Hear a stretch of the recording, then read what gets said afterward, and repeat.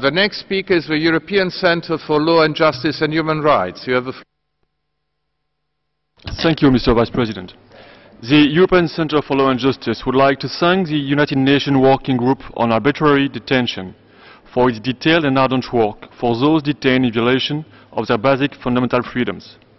One of the many cases addressed in the Working Group's annual report is that of Saeed Abedini, a dual Iranian national sentenced to 8 years for exercising his fundamental human rights.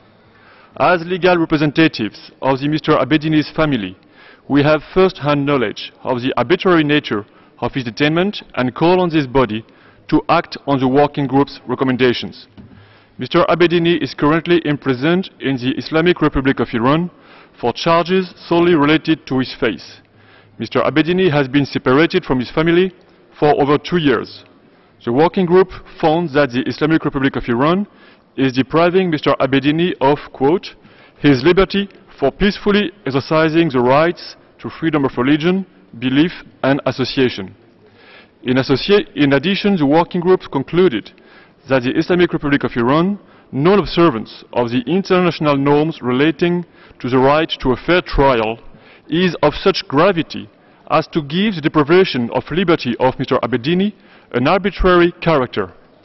As such, the Working Group found that to adequately remedy these violations, the Iranian government should release Mr. Abedini and accord him an enforceable right to compensation.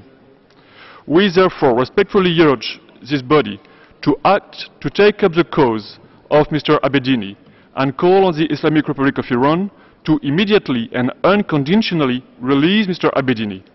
It is time for the Islamic Republic of Iran to respect the rights of Mr. Abedini and to return this innocent man to his wife and 2 young children.